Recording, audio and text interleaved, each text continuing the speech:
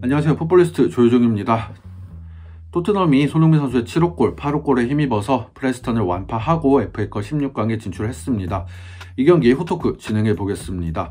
이날 경기 토트넘은 선발 라인업부터 많은 변화를 줬는데요. 직전 경기였던 풀럼전과 비교해서 무려 7자리가 바뀌었습니다.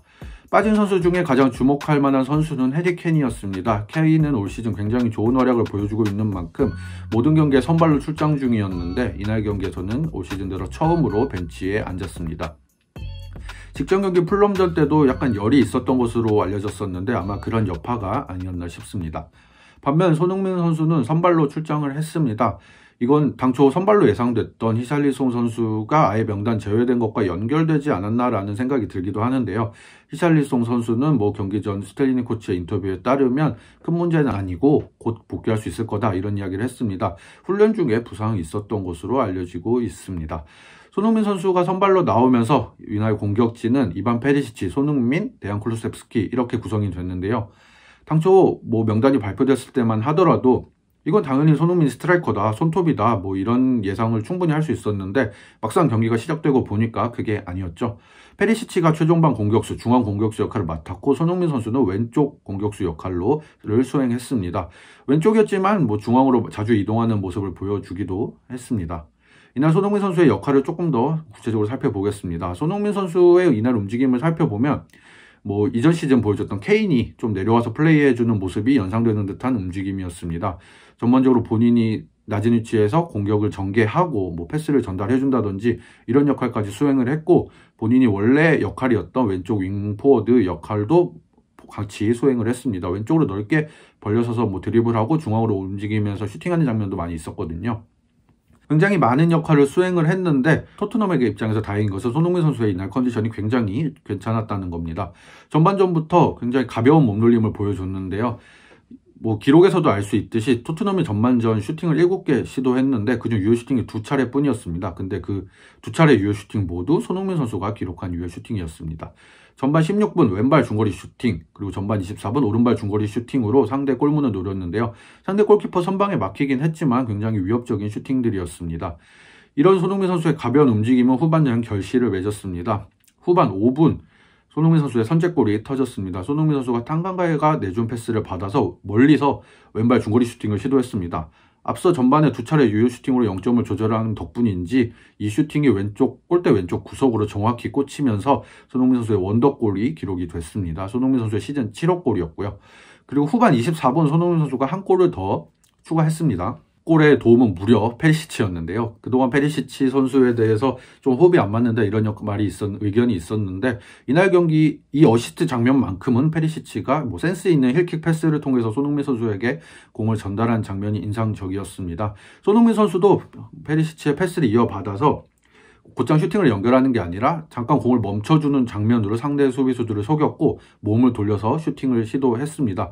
그렇게 해서 골망이 흔들었고 토트넘이 이 2점 차 리드를 안게 됐습니다. 손흥민 선수의 이번 두 골은 시즌 7호, 8호 득점이었습니다. 굉장히 고무적인 것은 손흥민 선수가 오랜만에 멀티골을 기록했다는 건데요. 지난해 10월 중순에 챔피언스리그 4차전, 조별리그 4차전 프랑크푸르트전에서 멀티골을 넣은 데 이어서 약 3달 반 만에 터진 멀티골이었습니다. 직전 경기 풀럼전에 이어서 2경기 연속 공격 포인트를 기록하게 되기도 했죠. 2경기 2골 1도움이 됐습니다.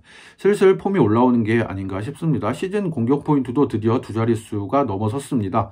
프리미어리그에서 4골, 챔피언스리그에서 2골, FA컵에서 2골을 넣었고 또 3도움을 포함해서 시즌 기록은 8골 3도움이 됐습니다. 손흥민 선수의 이날 기록을 살펴보겠습니다. 손흥민 선수는 이날 후반 40분까지 85분을 소화했습니다. 그러면서 슈팅 4회, 유효 슈팅 4회, 기대 득점 값은 0.18, 기대 도움 값은 0.12였습니다. 그리고 드리블 성공 2회, 키패스 1회, 패스 성공률 96%, 리커버리 3회 이렇게 기록을 했는데요.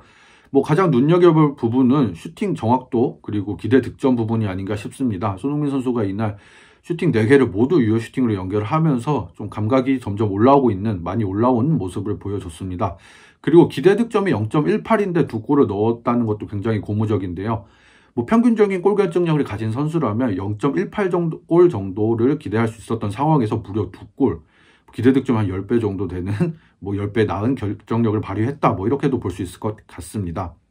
이날 경기 당연히 손흥민 선수는 평점이 최고점을 받았는데요. 후스코어드닷컴 평점, 이 기록을 토대로 산출하는 평점이죠. 이 평점에서 9.1점을 받았습니다. 이 9.1점은 해트트릭을 했던 지난 9월에 해트트릭을 기록했던 레스터 시티전 이후로 올 시즌 두 번째로 높은 평점이 됐습니다.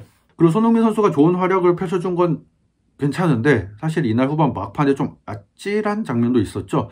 손흥민 선수가 이날 해트트릭을 도전할 수 있는 기회였고 워낙 컨디션도 좋기도 했고 그리고 다음 경기까지 일주일도 넘게 남았거든요. 그래서 아마 풀타임을 소화하지 않을까 했는데 후반 40분 정도에 토트넘 벤치가 손흥민 선수를 불러들였습니다. 근데 이때 경기장 밖으로 빠져나오는 손흥민 선수의 표정이 좋지 않았습니다. 관중들은 굉장히 놀라운 활약을 펼쳐준 손흥민 선수에게 기립박수를 보냈는데 손흥민 선수가 약간 찡그리트한 표정을 지었거든요. 그리고 벤치에 들어와서도 굉장히 표정이 좋지 않았고 막 고개를 숙이는 모습까지 있었습니다.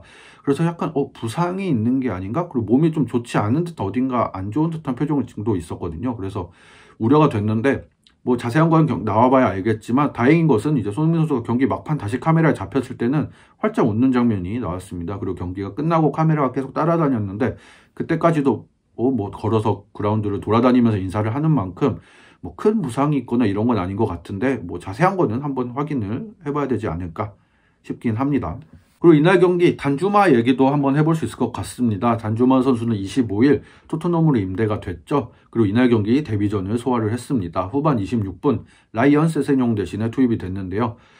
세세뇽이 왼쪽 윙백인 만큼 왼쪽 윙백으로 뛰는 건가 싶었는데 페리시치가 이제 왼쪽 윙백 본 포지션으로 내려갔고 단주마 선수가 공격수로 기용이 됐습니다.